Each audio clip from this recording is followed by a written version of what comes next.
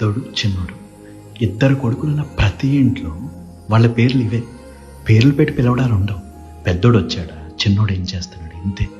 ఇవన్నీ పక్కన పెడితే వీళ్ళ మధ్యలో బాండింగ్ ఉంటుందండి వేరే లెవెల్. ఒకరంటే ఒకరికి పడదు, కొట్టుకుని చేస్తారు, ఒక్కోసారి రక్తాలు వచ్చేసేవి. కానీ ఒకరినొకరు మాత్రం ఒక్క మాట పడనివ్వరు. ఇద్దరి మధ్యలో దూరినోడు మటాష్. అసలు లైఫ్లో మనకి ఫస్ట్ బెస్ట్ ఫ్రెండ్ ఎవరైనా ఉన్నారంటే అది అన్నారు తమ్ముడే. ఎన్ని మెమరీస్ ఉండుంటాయి కదా వాళ్ళతో మనకి. చిన్నప్పుడు వాడితో ఆడుకున్న క్రికెట్, వాడు అవుట్ అయిపోగానే ఇంకా నాకు ఇంట్రెస్ట్ లేదని వెళ్ళిపోయేవాడు. కర్మకాలి మనం తమ్ముడైతే మన బతుకు మొత్తం సెకండ్ హ్యాండే. అన్న బట్టలు, వాడి సైకిల్, వాడి బుక్స్ అన్నీ వాడివే.